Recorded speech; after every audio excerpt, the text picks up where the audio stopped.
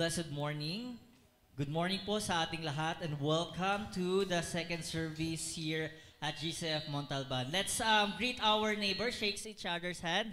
Sabihan natin sa mga kapatid natin sa Diyos na salamat at nandito ka.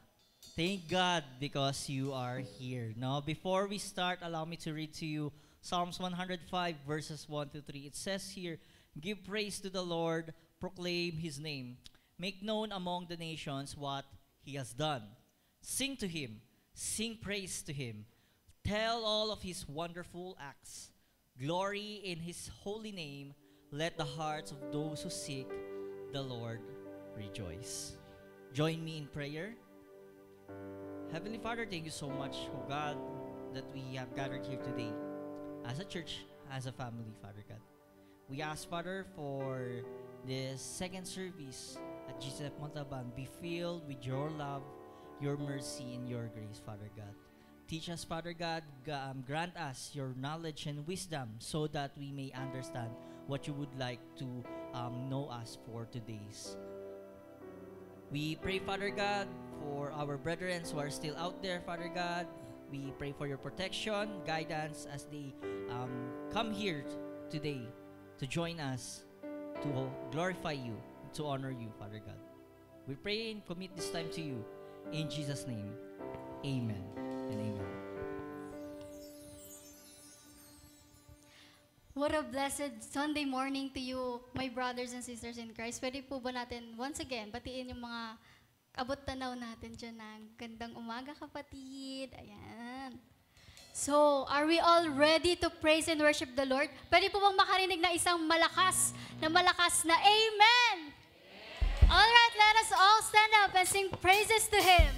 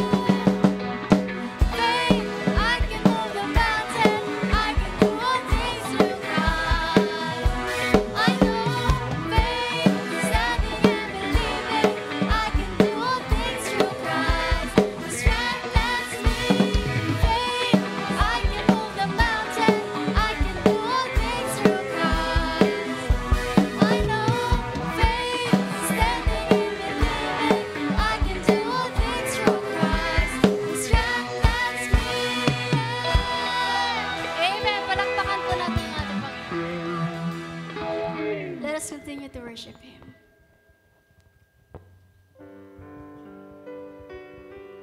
So, church, even when life feels heavy or confusing, God never changes. Amen po ba? He's with us in every season, in joy and in pain. So let's keep our eyes on Him and declare, Lord, I trust you through it all. You are forever in my life. You see me through the seasons.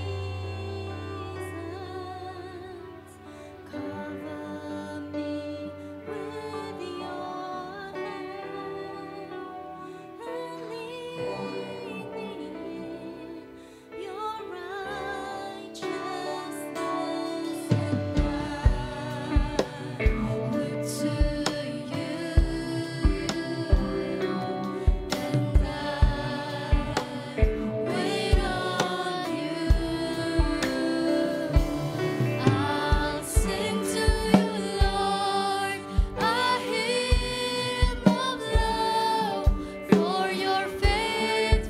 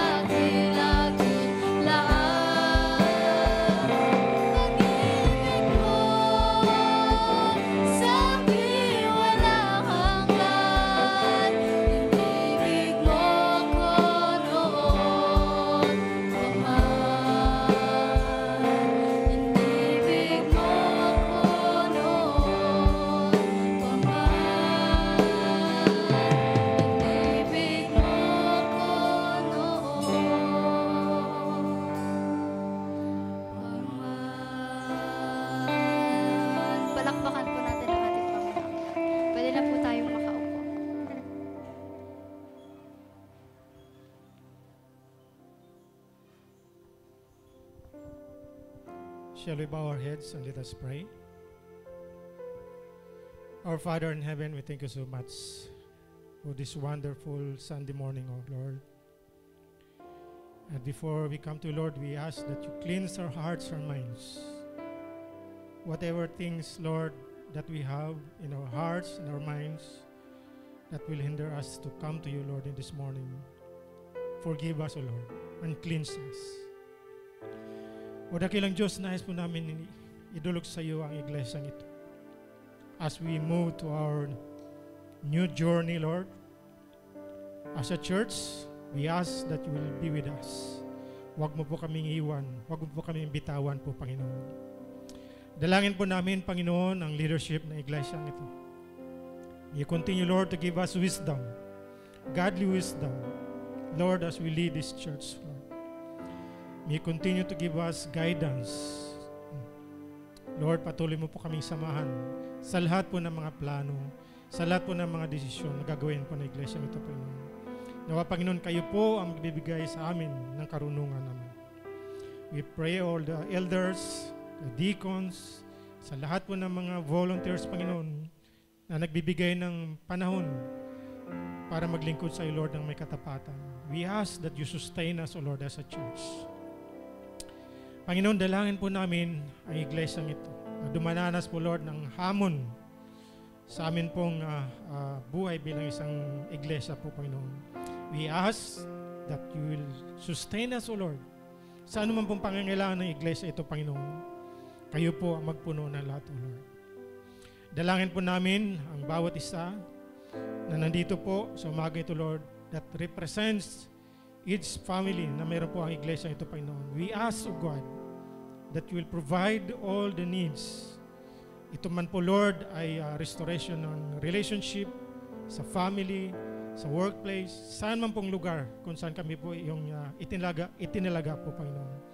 We ask that you sustain us and provide all our needs, O God. Dalangin din po namin lahat po ng mga kapatiran namin, Lord, na dumanas po ng karamdaman. We pray that you will be their healer, O God. Extend your healing hands upon them, O God.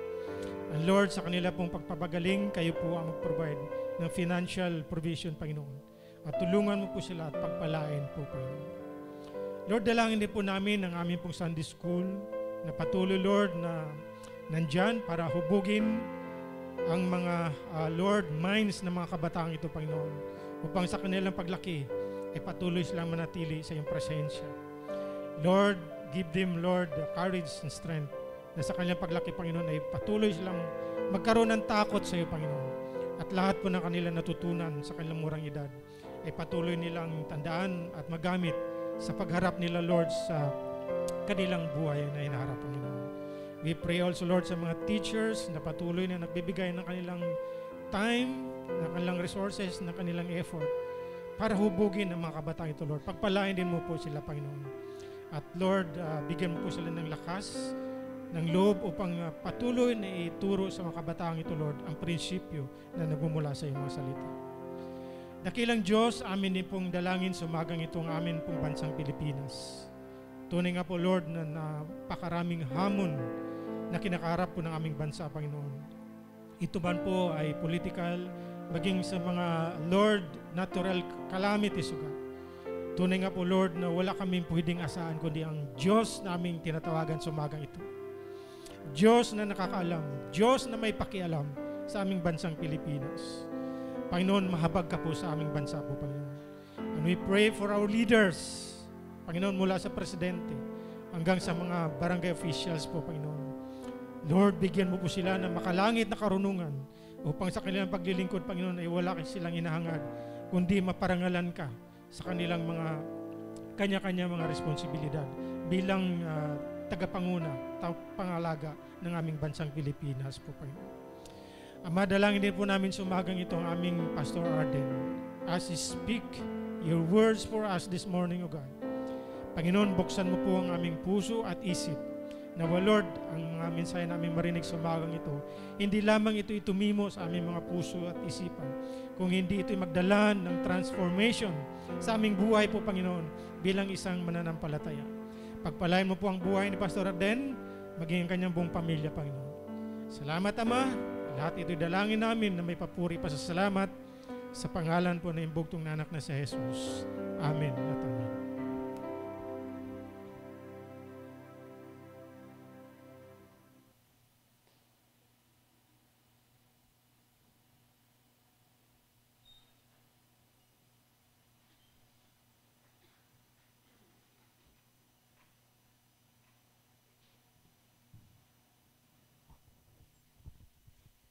Good morning. For our scripture reading, let us all open our Bibles to 1 Kings chapter 17, verses 8 to 16. Again, 1 Kings chapter 17, verses 8 to 16. Let us all stand in reverence to God's word. Let us read God's word together, whatever Bible translation you may have. Then the word of the Lord came to him. Go at once to Zarephath in the region of Sidon, and stay there. I have directed a widow there to supply you with food. So he went to Zarephath. When he came to the town gate, a widow was there gathering sticks. He called to her and asked, "Would you bring me a little water in a jar so I may have a drink?" As she was going to get it, he called, "And bring me, please, a piece of bread." "As surely as the Lord your God lives," she replied, "I don't have any bread, only a handful of flour in a jar and a little olive oil in a jug. I am gathering a few sticks to take home and make a meal for myself and my son, that we may eat it and die." Elijah said to her, "Don't be afraid. Go home and do as you have said. But first make a small loaf of bread for me from what you have and bring it to me. And then make something for yourself and your son. For this is what the Lord, the God of Israel, says: the jar of flour will not be used up, and the jug of oil will not run dry until the day the Lord sends rain on the land." She went away and did as Elijah had told her. So there was food every day for Elijah and for the woman and her family. For the jar of flour was not used up, and the jug of oil did not run dry, in keeping with the word of the Lord spoken by Elijah. May the Lord add blessing to the reading of his word. Please be seated.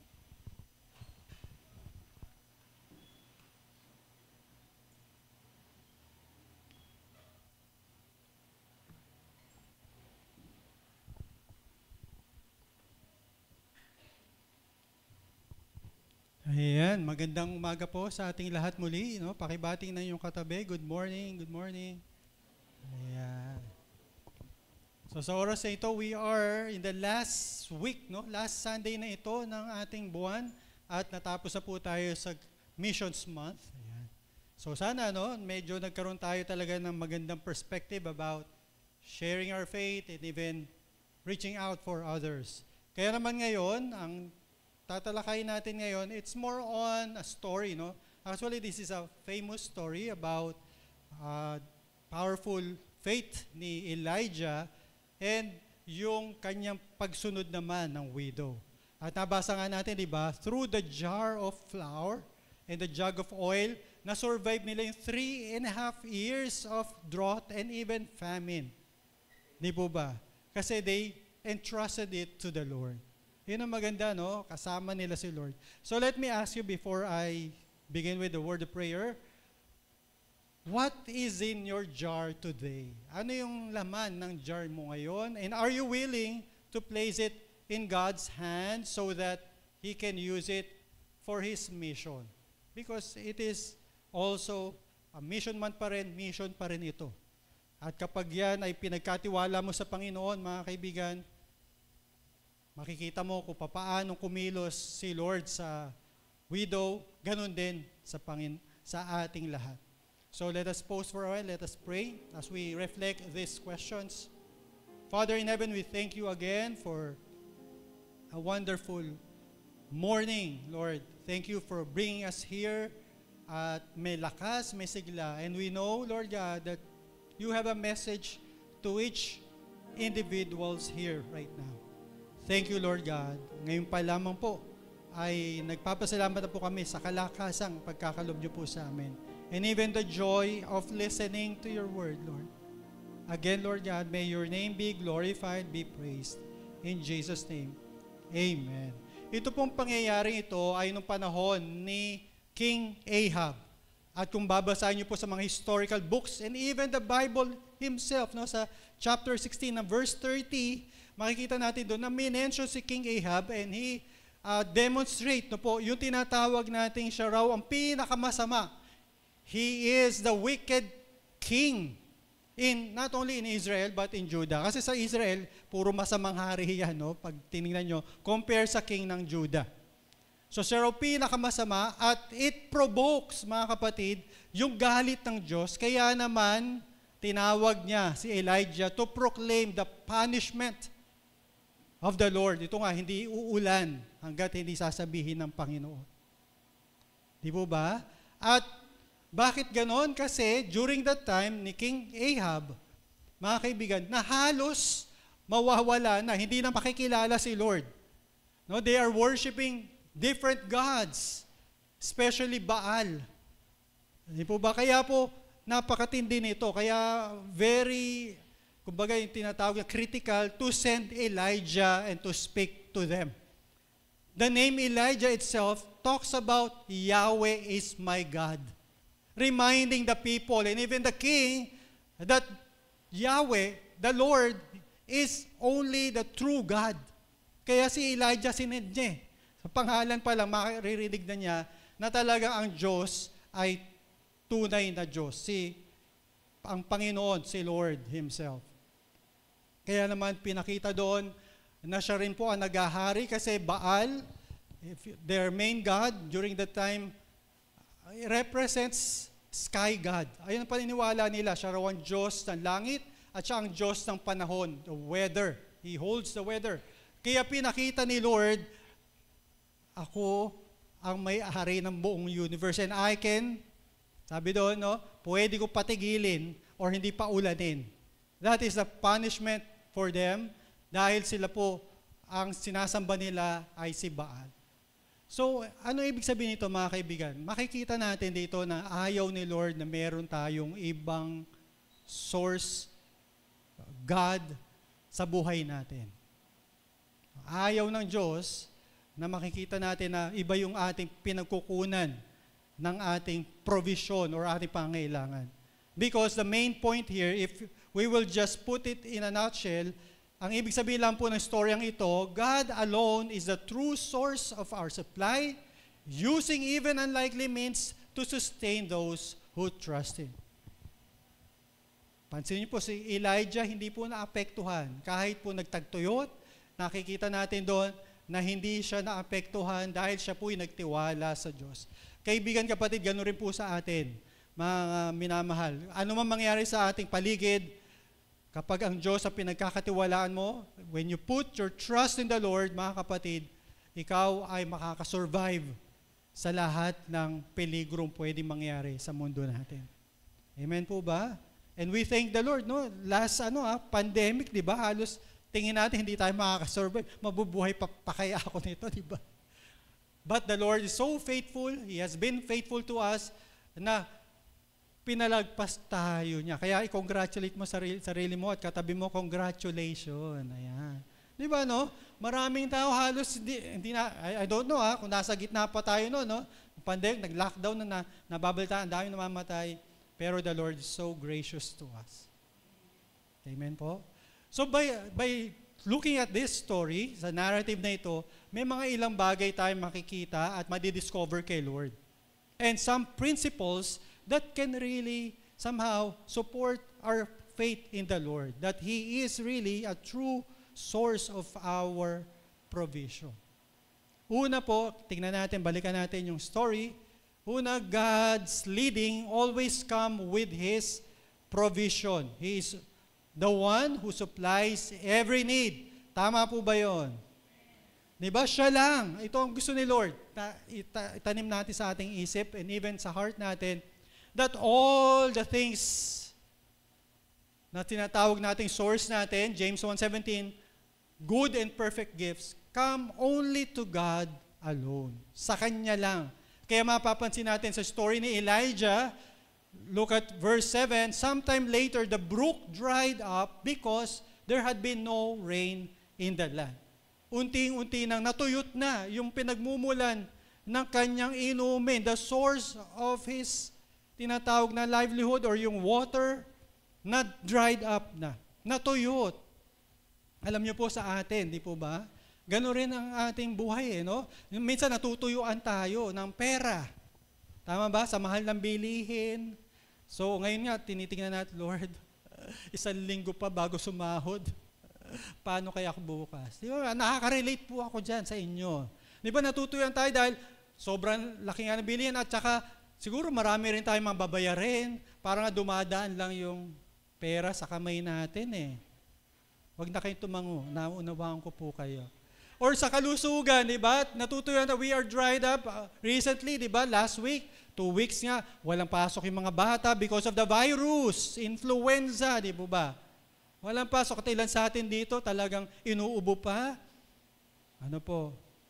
Salamat sa Panginoon dahil tayo ay malalaman nyo naman yan, no? Pag medyo mga nakamask, ganyan. But anyway, talagang tutuyuan tayo dahil sa kalusugan, and not only that, yung ating relasyon.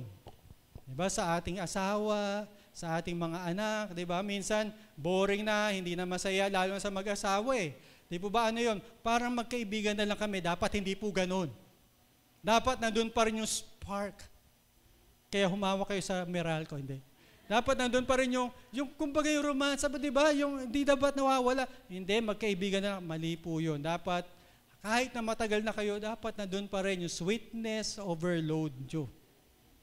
Alam nyo kung bakit inaalaw ni Lord to? Have you asked why the Lord allowed, even during the time of Elijah, yung brook ay ma-dried up? You know why? Para makita ni Elijah na hindi iyon ang source ng kanyang ikabubuhay. It is the Lord, mga kapatid. Kahit sa atin, kaya minsan nawawala tayong trabaho, nagkukulang tayo, para lumapit tayo sa true source which is God. Siya po, wag nating ilagay yung ating tiwala doon sa ating income, sa ating negosyo, saan man. Wag nating ilagay tiwala natin sa mga chemist, mga kapatid. Chemist nakarely ang kanyang kita. Ayan, di po ba? Wag po nating ilagay, ha? Dahil ang Panginoon, ayaw ni Lord yan. Alam nyo, ito rin po yung sentiments ni Lord during the time of Jeremiah. Sabi niya dito, my people have done 2 evils. Ano raw yun? They have turned away from me, the spring of living water, and they have dug their own wells, which are broken wells that cannot hold water. Yun rin po yung sentimento ni Lord sa mga taga-Israel during the time of Jeremiah. Kinalimutan si Lord, akala nila sila na ang magpapabigay sa kanila ng kapangailangan, kaya naghukay sila. Yung balon daw nila, hindi po nagkukulang pa rin. Parang butas, no? Hindi nakakaipon ng tubig. Kaibigan, kapatid, tandaan po natin yan. Ganun din sa buhay natin. Pag iyan ang pinagkatiwalaan mo, yung sarili mong lakas, or yung ano man meron ka man ngayon, mauubos din yan. Sabi mo sa katabi mo, naiintindihan mo ba yun? Yeah, kasi, kumisan, no?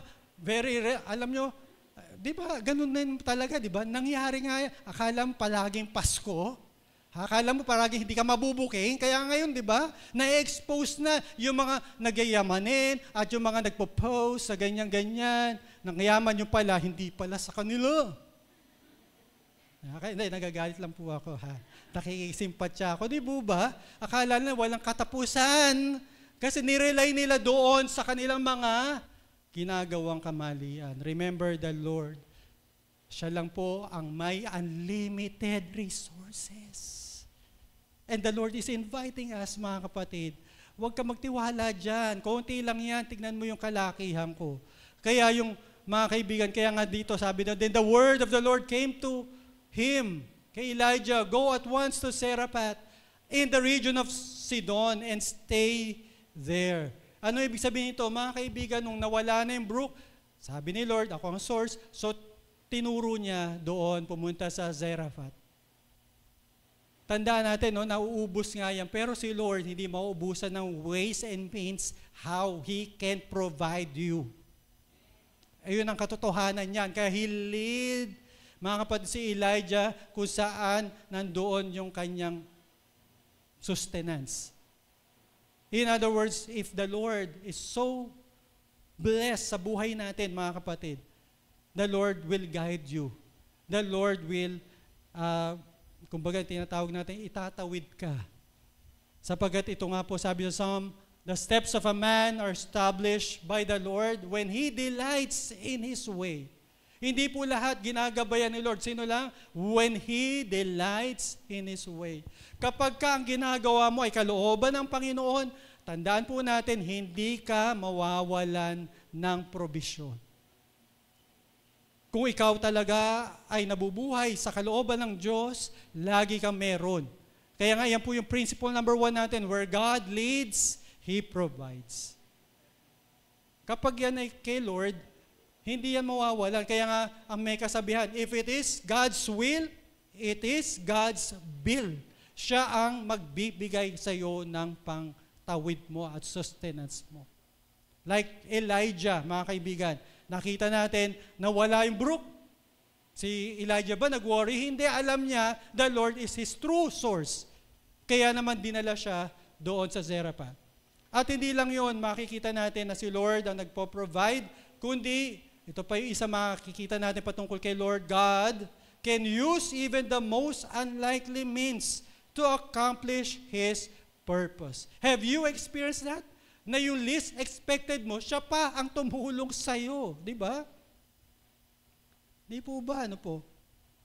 Yung hindi mo inaasahan, ay si kumare, tutulong sa kumare, may kumalabit sa'yo. Ay, ikaw? Oo, binless ako pak.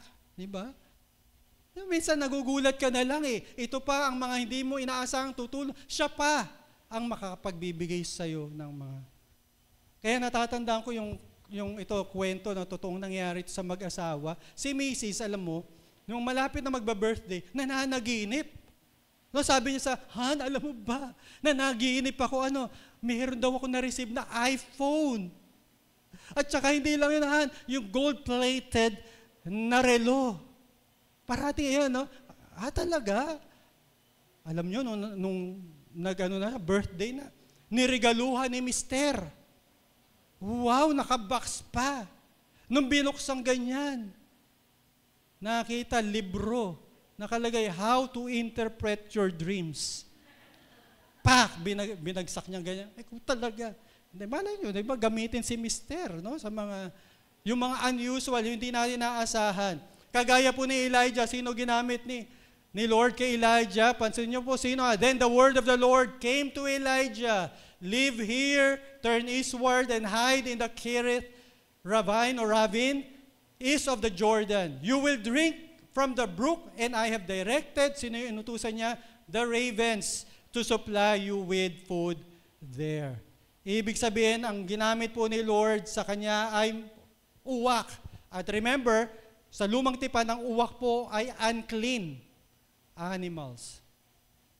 Yung uwak, siguro kung isipin natin, sana kalapati nila kasi puting-puti, di ba? Pero ang ginamit niya, yung bawal. Bawal yun sa lumang tipan. But Elijah knew that this is from the Lord. Di ba? Ito nga sinasabi natin, mga unusual ang ginagamit ni Lord, na akala natin hindi gagamitin. Siya pa yung pinadadala ni Lord. Ayan, di ba? At ano pa, makikita pa natin yan. Then the Lord said to Elijah, now go to the town of Zarephath, near Sidon, and stay there. I have commanded a widow who lives there to feed you. Una, pinapunta pa siya sa Zarephath. Anong lugar yon? Doon po nakatira lang naman si Reyna Jezebel. Sino to si Queen Jezebel? Ang asawa po ni King Ahab, at siya rin po yung pinaka-wicked queen. Yung asawa niya, pinaka-wicked king, siya rin po, wicked queen. At kung babasahin nyo nga po sa chapter 18, pinapapatay nga po si Elijah. Doon pa siya pupunta sa enemy's territory. Diba? Kung minsan ganun tayo, no? Minsan yung mga taong ayaw natin makita, iyon pa ang nakikita natin. Kahit sa panagip. Tapos magmamall ka, magpupunta ka mag-grocery ka, naku, siya pa, sa dami ng tao, talagang iniiwasan mo, di ba? Sabi mo sa katabi mo, naranasan mo na ba yun? Ayan. Tapos sasabihin sa'yo, what a small word. Hindi small word to. Yeah? Kunwari, nakingiti ka. Pero, malay natin, kaya ginagawa yun ni Lord, for you to learn to love, accept, and even reconcile with that person. Pinaalala niya sa'yo, oy, magpatawad ka na. Ang tagal-tagal na niyan. Patawarin mo, huwag ka magtanim ng galit. Di po ba? At not only that, but look at that. I have commanded a widow. Yung widow, sa Bible po, wala po yung source of income kasi wala ngang nagtatrabaho sa kanya. Talagang, kumbaga, titingnan natin, isa po sila sa mga nasa laylayan. Widow. Walang kakukuha. Sa widow pa siya padadala. Widow pa magpapakain kay Elijah. Come to think of it. Diba? It's very unusual, very weird, at talagang napakahirap unawain. Pero, tanda natin, ang Diyos ang nagpo-provide. Kaya po, wag po tayong choosy, no? Pag pinadalang ka ni Lord ng tulong, tanggapin mo na. Hindi. Hindi pa ikaw. Gusto ko si ganito. Si Ayala at si Diskaya. Huwag ganon. Kung ang pinapadala lang sa'yo para tanggapin na po natin. Kaya po wag po tayo. Kasi we do not know how God can supply our needs. But the principle, mga kaibigan, na dapat natin tandaan, principle number 2, where God moves, the unlikely, yung parang hindi mo gusto, becomes useful. Sila pa yung tutulong sa'yo. At ang katotohanan, no, mararanasan natin yan, na ganun pala si Lord kumilos, hindi sa ating pamamaraan. No, hindi sa ating pamamaraan. When God moves, He will do something unusual. Pero ang mahalaga, nandun pa rin yung tinatawag na pagpo-provide. Alam nyo, baka makalimutan ko, no, i-stress ko lang, yung widow, mga kapatid, ay inutusan ni Lord para mag-minister or paglingkuran, pakainin si Elijah. Di po ba? In other words, kahit na walang-wala to widow, hindi niya tinrato yung kanya sarili na a burden to si Elijah. Wala po kayo mababasang ganyan. Mamaya mababasa naman natin. Pero it is an opportunity for her to serve the prophet of God. Amen po ba? Kaya po yung pagbibigay, mga kapatid, it is an opportunity. Para po maiwasan natin yung maling perspektiba, magbibigay na naman, humihingi na naman siya ng tulong. Okay, sa church, pagkada giving na naman ako, ibibigay ko ba to, di ba? Minsan ganun parang burden sa atin, which is mali. Kaya po ito pinakita na talagang opportunity yung magbigay. No, nakakatulong ka sa iyong kapwa at hindi lang yon, kundi ikaw yung nagiging part ng mission ng Panginoon. Through you, you are using the Lord. No? God is using you to supply the needs of His mission. Amen? Of His church. Kagaya po ni Elijah, siya po yung magtutulong kay Elijah. Kasi po alam nyo, nakakalungkot minsan sa mga conferences na inaatinan ko, mga pastor na to, mga leaders. Minsan pag panahon na, nakikiusap pa nga yung presider, mga kapatid, kami po yung nakikisuyo, tayo, panahon na po ngayon ng pagbibigay. Alam nyo po, ang dami po lumalabas at nagsi-CR. Biglang naiihi. Nakikita mo, umaantar Naku, ano ba to? Bakit gano'n, no? Nakakaihi pala yung pagbibigay. At yung iba parang hindi na natuluyan na, nadumi na. Di ba? Salamat sa Panginoon dito. Ilang beses na ako nandito, di ba? Sa GC. Wala pa Wala pang ito na pagbibigay. Nakaganyan lang, talagang gumaganyan pa. Ibig sabihin, ready, di ba? Kasi maraming church ganyan. Magbibigay na ako. Kaya umuupo sa mga malapit lang sa ihian Pinakikirama tapos na ba? Ayan, naka-refresh na raw siya. Mga kapatid, tandaan natin ang pagbibigay po, it is an opportunity. Ikaw ay nagiging blessing. Amen po ba? Kaya yung mga usher mamaya, No? Huwag pa ihiin ito. Hindi. Okay. Wala naman, alam ko, matagal na ako dito, nakakita ko talaga, parang ako pa ngayon naiihi. Yeah. So, tuloy natin ang pagbabasa. So, he went to Zarephath. When he came to the town gate, a widow, yun na yung widow, was there gathering sticks. He called to her and asked, would you bring a little water in a jar so I may have a drink?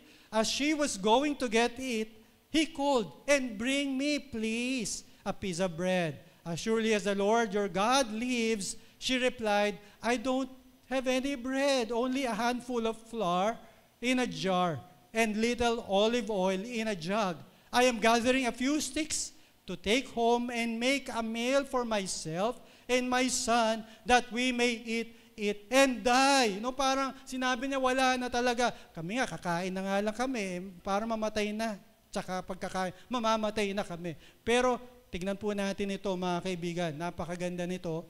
Pinapakita yung gaano kahirap itong widow na pinuntahan ni Elijah. Kaya nga sinabi yung gathering stick. Kasi nung panahon nila, mayroong mga kahoy-kahoy na nakatabi na eh. Yes, iaano na lang nila. Pero ito, hahanap pa ng mga stick lang, hindi mga woods. Pinakita doon ko gaano kahirap ito at talagang a handful of flour lang. Isang dakot na parang kabisado ng mga nandun sa likod. Di ba? No? Di ba ba? Isang dakot na lang. Bibigay ko ba ito, mga kapatid? Di ba ba? Pero ang maganda nito, kaya hina-highlight ko yan, and bring me please a piece of bread. May courtesy itong si prophet, di ba? Hindi niya inutusan, halika dito. Sabi ni Lord, ikaw daw magpapakain sa akin. Bigyan mo ako ng tubig. Walang ganon.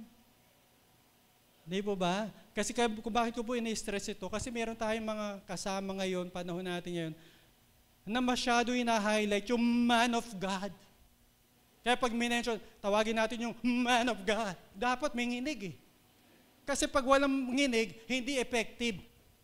At kapag meron nga ako talagang may nag-share sa akin, no? Nag-text raw sa kanya yung man of God. Bigyan mo ko ng 1,000 in Gcash, kung hindi ka mabe-bless. Aba, ganun na pala ngayon. Hindi po ako nagpapatotoo po yan nangyari. But demanding, very entitlement talaga, meron, wala na humility. Pero ang tunay na lingkod ng Diyos, makikiusap, beke naman, may tubig ka dyan. Hindi po ba, no? Ganon, walang kataasan na mas parang pinalalaki pa yung pagkalingkod niya. Hindi, kaya nga lingkod niya, hindi po ba? Natatanda ko yung Matthew, sabi ni Lord, di ba? Kapag binigyan mo ng isang cup of cold water pa, nilagay niya doon. Matthew 10, ang aking lingkod ay ikaw ay may gantimpala. Parang ito yon, no? Na sinasabi na bigyan mo ako ng tubig na malamig. Di po ba? Para siya'y makainom. Alam niyo po, nung ako'y 20s pa lang, meron po akong binabible studyhan or even every afternoon Sunday, doon sa Taytay po, Floodway, no? Genesis, alam ko pa hanggang ngayon eh. Yung family po ng Sister Beth, nila Brother Ariel, at ngayon meron pa rin po naman, kaya lang, small church lang talaga siya sa garahe, yung family niya nagtutugtog na ganyan. At ang gustong-gusto ko doon, mga kaibigan, kapag tapos na for mga 5:30, pakakainin po ako niyan. Ang dami inihahanda. Tinitingnan ko nga, lumilikod eh. Kumukuha sa likod ng mga tindahan no, para lang mapakain ako. Ganon po sila ka-generous. And one time, mga kapatid, inihandaan ako ng isang malaking tilapia, mga kapatid. Pero dahil alam ko na, nakarinig kasi ako ng kwentong ganyan sa mga missionary. No po, nakarinig ako kwentong ganyan. Pag daw hinainan ka, huwag mo uubusin. Kasi one time, habang kumakain sa misyonaryo, tapos ubus na niya, sabi, may narinig siya, Nay, binaliktad na. Binaliktad na raw yung pisda. Ibig sabihin, nakaabang pala, no? Baka sila mawalan. Di po ba? Kaya kayo rin, courtesy. No, kailangan kapag hinainan kayo, hindi ibig sabihin, uubusin nyo lahat. Meron pa ba? Kaya yung mga anak, galit na galit, may mga pantusok na sa'yo. Aabangan ko sa labas siya, di ba? Hindi, totoo naman yun. Yun po yung dapat etiquette na kailangan ng isang mga missionary. At yung mga mahilig mag-visitation. Sis, punta ako dyan, meron ba lechon dyan? Kaya pala magbibisita para sa lechon lang. Ayan. So tandaan natin yon. Kasi very crucial ito. Kasi si prophet, no, yung, sabi niya, a piece of bread. Hindi niya naman sinabi, pati yung kakainin nyo, kakainin ko na rin. Hindi. May courtesy siya. Alam niya yung kanyang lugar as a man of God, as a prophet of God. In the same way is true sa atin. Nung sinabi ito ni Elijah, anong sagot? Sabi niya ganon, Elijah said to her, don't be afraid. Go home and do as you have said. But first, make a small loaf, sabi niya, of bread for me from what you have and bring it to me. And then make something for yourself and your son. O, pansin nyo, hindi niya sinabi, pati yung kakainin nyo, kakainin ko na. Hindi. Hindi, yung ano lang. Yung para lang sa akin ba? Sabi nga nun, for this is what the Lord, the God of Israel says, the jar of flour will not be used up and the jug of oil will not run dry until the day of the Lord sends rain on the land. Di mo ba? Yun ang sinabi niya, bigyan mo ko dahil hindi mawawalan ka ng kakainin hanggang umulan. Sabi niya ganun. Amen po ba? Sabi niya, do not be afraid. Huwag matakot. Bigyan mo ko. Siguro ilan sa atin dito, pagpunta dito, meron pang agam-agam, Lord, ibibigay ko pa ba to? Lord, wala na akong budget bukas at 5 araw pa, Lord, tatawirin. Meron siguro tayo natatakot tayo. Ano po? Every time na magkakaroon ng bigayan, natatanda ko yung farmer, sabi niya, Pastor, pag lumaki, bibigay ko yung isa sa mga kambing sa church. Alam niyo po, bigla nagkaroon ng bagyo, namatay yung isa. 2 lang kasi yung kambing nila. Namatay isa na lang naiwan. Lumapit kay Pastor, Pastor, pasensya na Pastor. Namatay yung kambing na ibibigay ko kay Lord. Ayan. Ibig sabihin mga kapatid, kung minsan, hindi natin nauuna si Lord sa ating buhay. Kaya sabi ni Elijah, sabi niya, but first make a loaf of bread for me. Hindi po siya dahil selfish siya. Ipinapakita lang dito whom he represent. Nire-represent niya si Lord. Dapat unahin mo muna siya bago ikaw. Yun ang sinasabi dito eh. Put him first before your own needs. Amen po ba? Ayan din yung tinuturo ni Lord Jesus sa atin, di ba? Seek ye first the kingdom of God and all these things shall be added unto you. Pag daw inuna mo ang Diyos, yung pangangailangan mo, hindi mawawalan. Your jar of flour will not be used up. Are you listening? Nakikinig po ba kayo? Kasi kung minsan, mas inuuna natin yung sarili natin kaysa kay Lord, kaya nauubos yung ating resources. Ang natitira na lang, ibibigay na lang natin kay Lord. Kaya po meron po ako ditong nakitang poem para sa ating lahat. Sabi dito, leftover. Leftovers are such humble things. We would not serve to a guest, and yet we serve them to our Lord, who deserves the very best.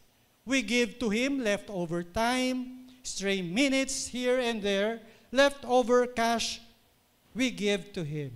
Such few coins as we can spare.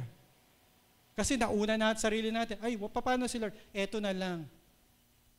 Kaya yung unang panahon, kaya po nausin dati sa sakristan. Ano po? Pagka nag-o-offering, pag nakita nila, ang gagawin ni sakristan, katiting, katiting. So narinig.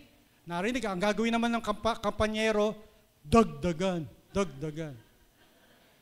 Ganun pa rin po, no? May visible lang. Kaya pag, minsan, kasi katiting lang talaga nabibigay natin kay Lord kasi nagamit na natin yung hindi naman dapat gamitin. Tuloy natin ang poem, we give our youth, mga kabataan, unto the world, to hatred, lust, and strife. Then in declining years, we give to Him the remnant of our life. But He who gave His life for us deserves from us the best. So let us give and give to Him a life of love and rest. Diba? Pag matanda na tsaka maglilingkod, Pastor, tsatsamahan kita. Hindi mo nakakayang lumakad eh. Sasama ka sa akin. Baka pag taas pa lang sa LRT, MRT, makikisiksikan ka dyan, di ba? One time kasi nung last Friday, no? Talagang nakipagsiksikan ako kasi nag-commute lang ako. Sabi ko, Lord, kaya ko pa ba to? Di ba? Yung hanggang may nararamdaman ka na, so, nakaya ko naman sa biyaya ni Lord. Amen? Nasurvive ko ang Ayala hanggang Santolan Avenue. Ayan. So mga kaibigan, sana po habang may lakas po tayo, ay ipaglingkod natin kay Lord. Huwag na yung huli na, leftover na naman. Amen? Kaya sa mga youth, habang may lakas ka pa, maglingkod tayo kay Lord. Kasi po mga kapatid, God's provision never runs out for those who walk in full obedience. Tandaan po natin, hindi po tayo kukulangin kung tayo lang ay susunod sa Panginoon. Ano nangyari? Tuloy natin. She went away and did as Elijah had told her. So there was food every day for Elijah and for the woman and her family. For the jar of flour was not used up, and the jug of oil did not run dry. Hindi po nawalan in keeping with the word of the Lord spoken by Elijah. Pinapakita lang talaga dito mga kaibigan, kapag sinunod mo ang Panginoon, ikaw ay hindi ka magkukulang. Nakikinig po ba kayo? Yung jar of flour ni widow, kailanman ay hindi, inintay lang umulan, bigla natuyot. Ganun po ang Panginoon pagka tayo sumunod sa Kanya. Kaya po principle number 3, the last principle, where God is obeyed, His provision never runs out. Hindi po magkukulang pag ikaw ay sumunod sa Panginoon. Natatandaan ko yung story nila Jesus, no, tsaka ng disciples, di po ba? Buong magdamag, yung mga disciples, mangingisda, huli silang huli, wala silang mahuli. Amen po? Wala mahuli silang isda. At hanggang dumating si Jesus, sabi niya, kinaumagahan na, madaling araw, sabi niya, ihulog nyo sa kanang bangka. Pero kung ikaw yung susunod ka, di ba? Ano, kanang bangka? Lahat na, sa likod, lahat ng parte, nahulugan na. Magdamag ba naman? Di po ba? Amen po? Pero ano sabi niya? Sabi ni Pedro, kasi sinabi mo, gagawin namin. Nakikinig po ba kayo? Sabi niya, kasi sinabi mo, gagawin namin. Kaya ano nangyari mga kapatid? Ayun, nagkaroon ng maraming isda. At ano nangyari? Nakahuli sila. Halos masira po yung net, yung lambat. Because of what? Because they obeyed the Lord. Like the disciples in the boat, we need a word from the Savior and the courage to be obedient to His word. Mga kaibigan, mga kapatid, gusto po ba natin talagang maging pagpapala ang buhay natin? Hindi po tayo kapusin, kulangin sa buhay. Parang ako lang yata gusto ka. Bakit ko sinasabing gusto natin yumaman? Hindi po eh. Yung sapat na po yung everyday, meron kang panggastos, na nakapamamalengke ka, nakabibili ka, nakapagtutuition ka sa anak mo, nababayaran mo yung Meralco, tubig, everyday. That is enough. Amen po ba? Kayamanan na po yan, mga kapatid. Hindi yung nakalimusin ka nga, at talaga yung pala, hindi mo naman pala pera, mas maganda pa na sarili mo talaga. Nakikinig po ba kayo? So gusto nyo ba na maging sapat kayo everyday? At nakakatulog kayo ng nakangiti, no? Kasi walang nanggugulo sa'yo. Hoy, next 15 na. Wala ka nang iniintay na si Juna, si Judith, mga kapatid. Ay, parang wala kayong ganyan, nabuti na lang sana all, di ba? Pero ang katotohanan, mga kapatid, kung gusto po natin yan, dapat tayo po yung sumunod sa Panginoon. Let us have faith. Ano yung faith? The first step of faith is letting go. Bitawan natin. Kasi minsan, hirap tayo magbigay. Hirap nating talagang ipagkalob sa Panginoon, nararapat sa Kanya. mga kaibigan, mga kapatid, remember the principles behind God's supply. Where God leads, He provides. Where God moves, the unlikely becomes useful. Yung mga hindi mo inaasahan, sila pa yung ginagamit ni Lord. Where God is obeyed, His provision never runs out. Kapag sumunod ka, nasa pagsunod talaga ang patuloy na pagpapala ng Diyos. Kaya po, sa oras na ito, let me ask you, mga kaibigan, mga kapatid, do I hold back from obeying God out of fear of loss or lack? Kaya hindi po tayo makasunod sa Diyos kasi may takot tayo na tayo po'y mawalan or makulangin, mga kapatid. What unlikely people or situations has God used to bless or teach me? And the last one, what hinders my full obedience to experience God's unlimited supply? Tandaan po natin, mga kaibigan, kapag ikaw ay sumunod kay Lord, ikaw ay nagtiwala sa Panginoon, mga kapatid, remember, kailanman hindi ka magkukulang. No, that is the promise of God. And even David said that, the Lord is my shepherd, I shall not in want. Hindi ako magkukulang. Kaya sa puntong ito, ano po ang sitwasyon ng buhay po natin? Tayo po ba'y nagkukulang? Baka kaya ka nagkukulang dahil hindi ang Diyos hindi tapat sa Kanya. Hindi, tapat si Lord. Baka tayo po hindi nagtatapat. Let us all stand as we sing. Siguro awitin ulit natin yung huling kanta, no? And reflect on the message of the Lord as we somehow declare it, no? With faith, no? Sabihin natin ito sa ating pananampalataya as we sing this song. Parang prayer natin ito as declaration of our faith to the Lord.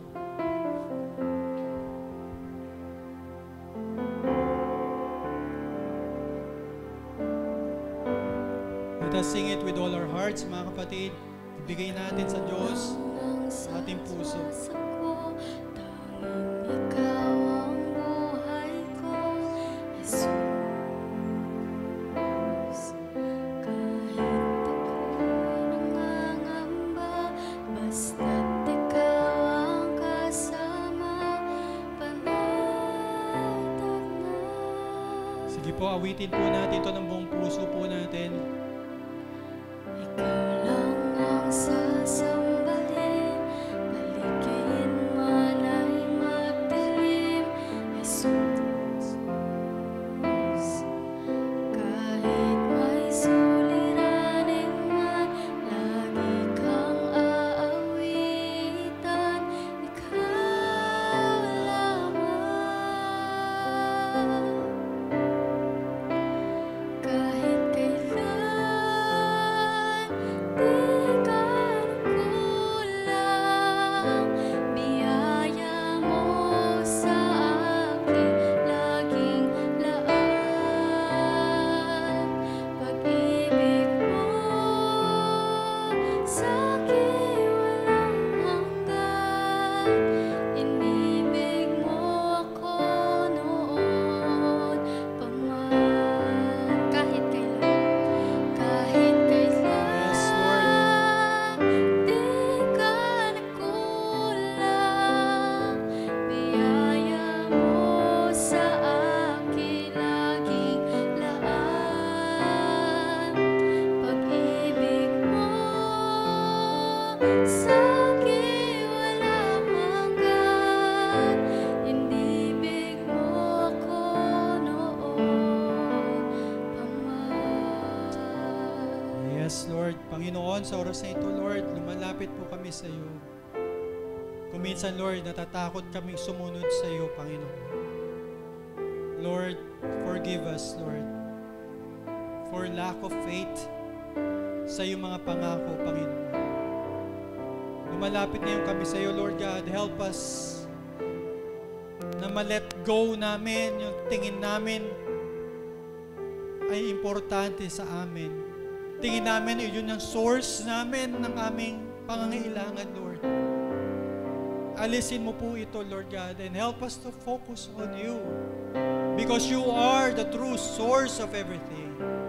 And you have promised, Lord God, ikaw po ay nangako that you will supply all our needs, Lord God, according to your glorious riches. Father, help us, Lord, to hold on to your promise. At anong mangyari, Lord, kagaya po ng widow and even Elijah, Lord God, we will obey you with faith. Na may pananampalataya, Lord God, na ikaw ang Diyos na hindi mo po kukulangin, hindi mo po bibiguin ang sino mang naniniwala sa iyo, Panginoon. Salamat po, Panginoon, at kung meron ilan sa amin dito na nahihirapan financially, materially, Panginoon, Lord, abutin mo po sila at bigyan ng pag-asa at bigyan ng tunay na pananalig sa iyo, Panginoon. Thank you again, Father God. Thank you for the blessings, Lord, that we are receiving right now because you are a generous, a merciful God. Thank you again, Father. Salamat po for the learnings, for the reminders that we receive from your Holy Spirit. Marami pong salamat, Panginoon. Kaya po, Ama, starting today, we will trust only to you because you are our true source of supply. In Jesus' name, amen at amen.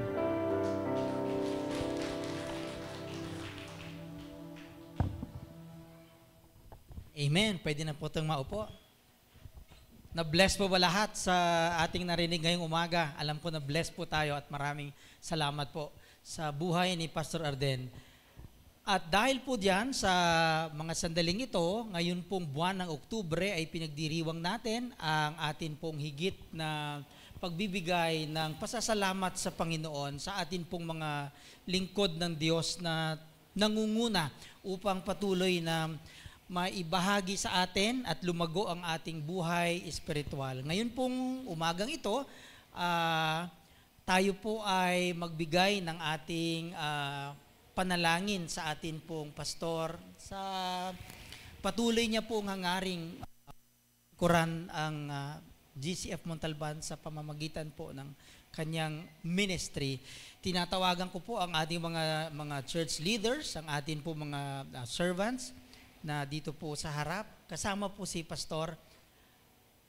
Tayo po ay sama-samang manalangin para po sa buhay at sa gawain po ng ating lingkod sa dako pong ito.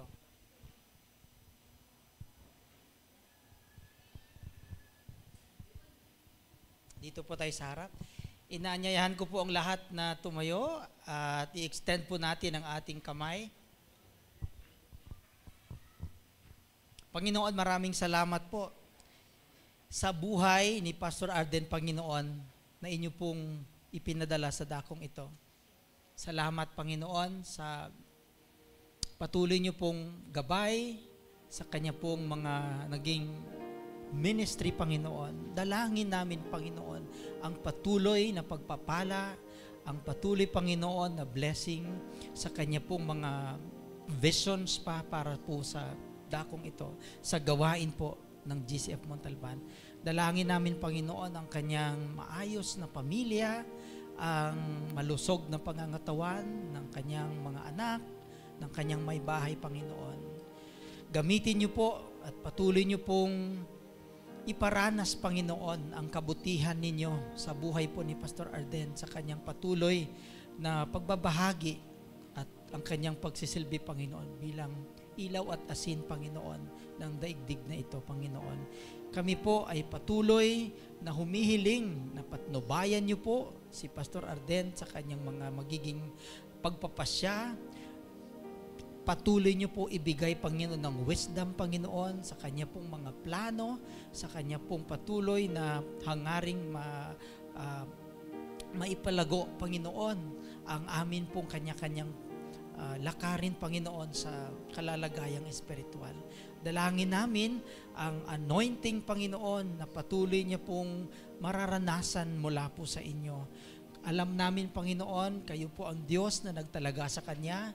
Kayo po ang Diyos, Panginoon, na tumugon sa aming kahilingan na maibigay, Panginoon, ang lingkod ninyo upang sa amin pong kanya-kanyang tahakin, sa amin pong kanya-kanyang lakarin, Panginoon, na makilala kayong higit, maibigay, Panginoon, ang mataas na papuri at pasasalamat. Ginamit niyo po si Pastor Arden, Panginoon. Kaya naman po, patuloy kaming nananalangin na patuloy niyo po siyang gabayan, patuloy niyo pong ibigay, Panginoon, ang makalangit na kaalaman, ang patuloy, Panginoon, na lakas ng kanyang pangangatawan upang higit, Panginoon, na magampanan po niya ang kanyang pong mission, Panginoon, sa dakong ito, na higit na makilala kayo, Panginoon, at maitaas. Ito po ang aming samot dalangin na may pasasalamat sa matamis na pangalan ni Jesus. Amen at amen.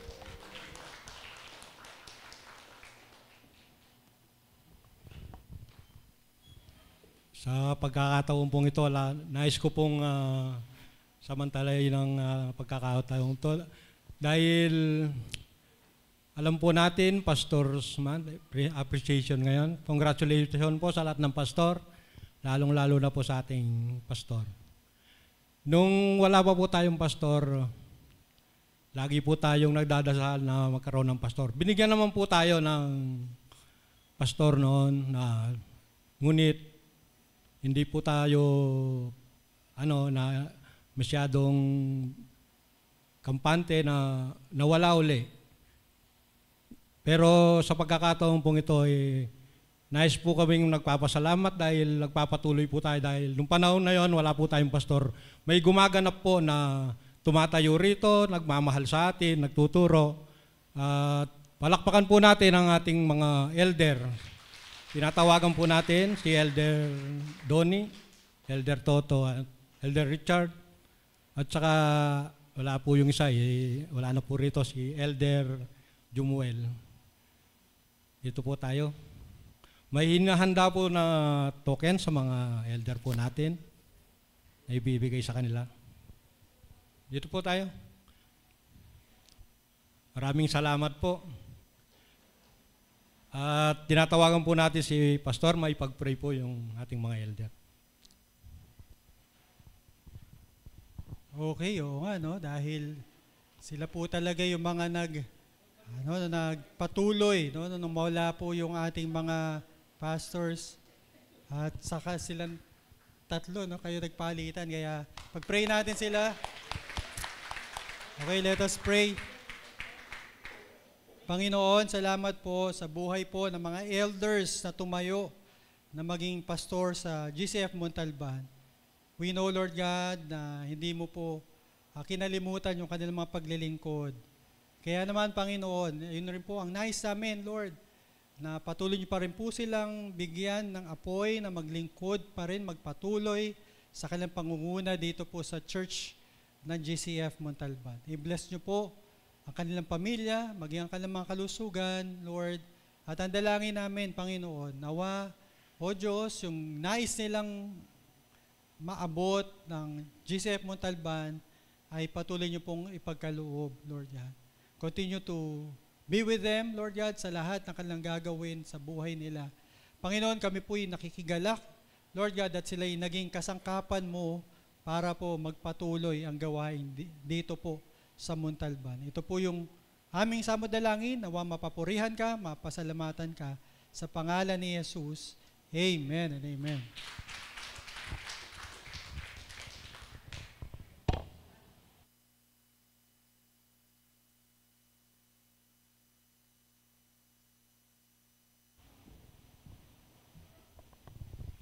Once again, thank you so much, Pastor Arden, and for all of our volunteers, especially our elders who come here to serve the Lord our Christ.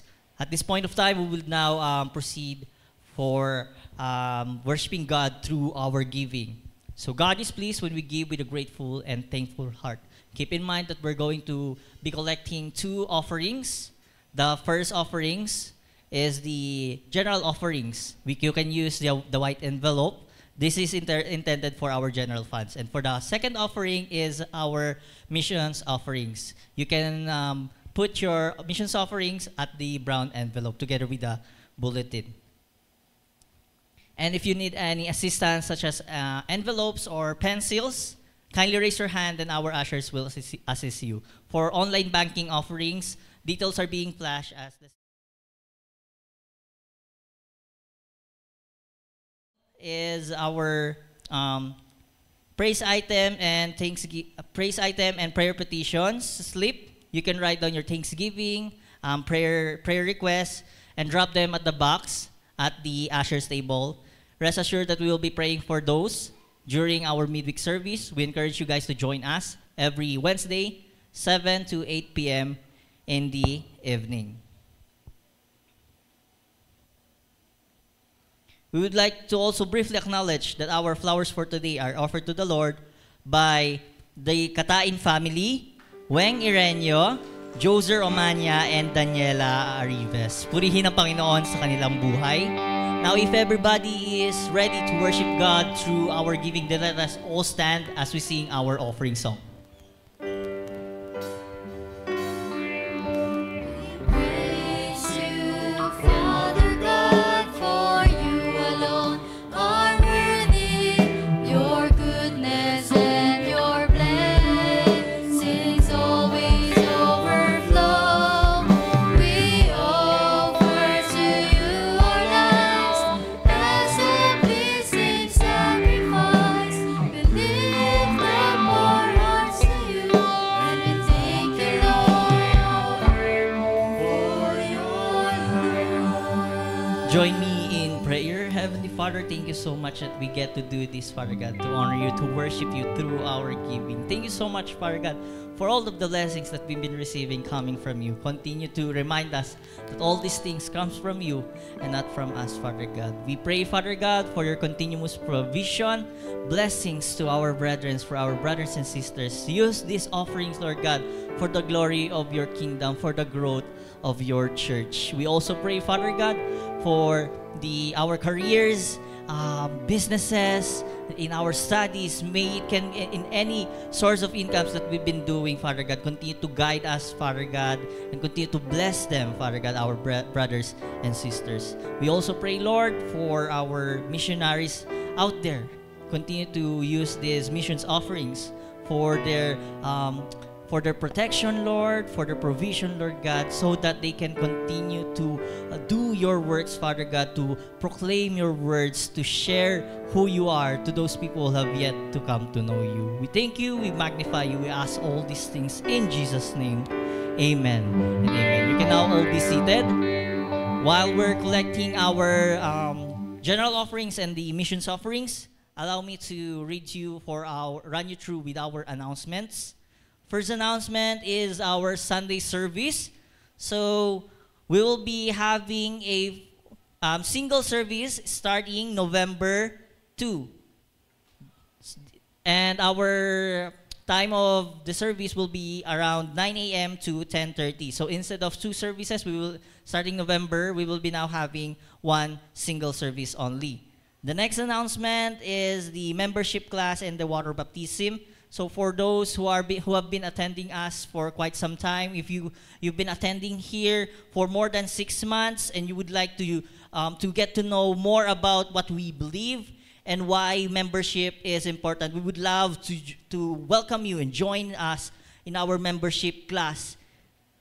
It's a 2-part membership class. This will start at November 8 and November 15, both Saturdays, 2:30 in the afternoon. After completing our membership class, we will be having our water baptism. This is the next step in our journey of faith. So what is water baptism? This is a public declaration of your walk in Jesus Christ. This is symbolize your death of an old life and resurrection to a new life in Christ. So we are delighted and we are encouraging everybody to join us for our membership class and water baptism. Next announcement is for our couples ministry. So we are excited to invite all of our couples here that we will be having we're going to continue our Bible study series on Songs of Songs. This is for today, correct? And we have reached the book or the the chapter 6, and yeah, we would like to welcome you guys to join us after this service. You can stay here for as long as you want because the food here is also provided for our couples. Next announcement is our prayer meeting series. So this coming November, we will be starting a new book series in our midweek fellowship meetings, and we will be going through the prayer, the great adventure of, or written by David Jeremiah. So we would like to encourage everybody to join us in our prayer meeting series. At this point of time, we would like also to encourage everybody to, before we let you go, we would like to inform everybody to please return our bulletin so that we can use this for our next Sunday service and save the printing costs. Thank you so much for your understanding and cooperation. Now we would like to request everybody to greet one another, and also we would like to acknowledge everybody for our first time. If this is your first time coming here at GCF Montalban, we would like to recognize you. You can stand up so that we can get to know you more. Are there any first timer here? Palakpakan natin ang Panginoon. Welcome and welcome for our Sunday service here at GCF Montalban. After this service, we would like to welcome you in our welcome center so that we can get to know you more and how we can pray for you and how can we serve you as a church. So, how about on this side? Are there any first timer on this side? None? Second timer? Third timer? Okay, so let's stand up, greet one another, shake each other's hand as we sing our welcome song.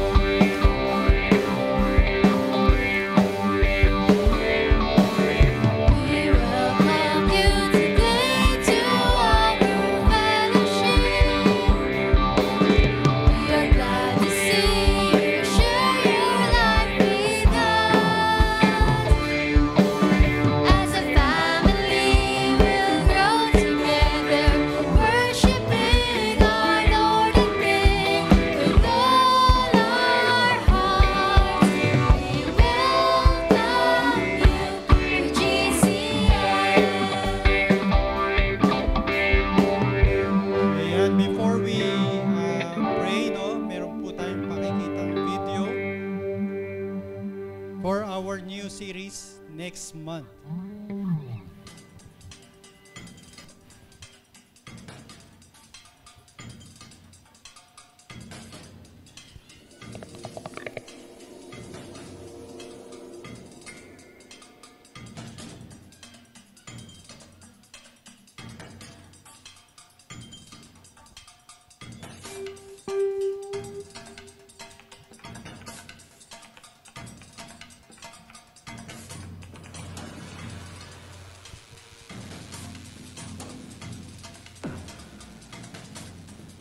Ayan po yung new series natin, Overflow. No, this coming month, no, next week na yan. And also, meron rin po tayong adult discipleship class. We are encouraging you, no, lahat tayo, sana ay magsisimula yan next week, every first and third Sunday after yun nga, isang service na lang tayo.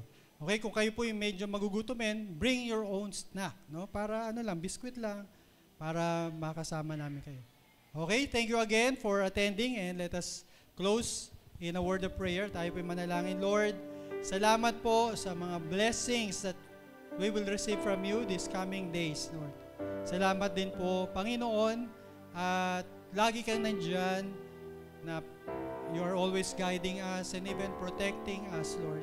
Thank you, Lord. Umaasa po kami sa iyo lang, Panginoon, sa mga darating na araw. We know, Lord God, you have promised, Lord God, that you will never leave us nor forsake us.